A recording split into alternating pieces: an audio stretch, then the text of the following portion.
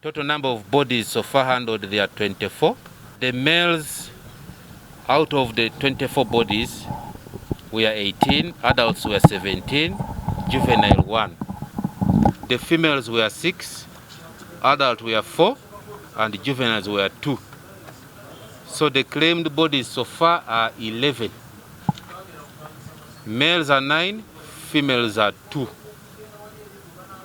So that is the position as of now. President asaside amaka g'abagenzi ate naye nasindika amabugo ga miliyoni 5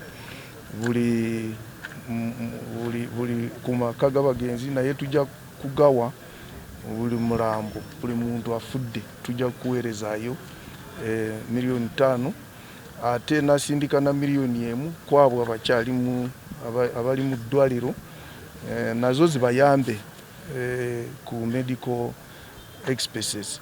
Amabugo gano tujja katwala nga gavumenti mu maka g'abagenzi. Download the app on App Store or Google Play Store now. Vision Digital Experience, the future of media.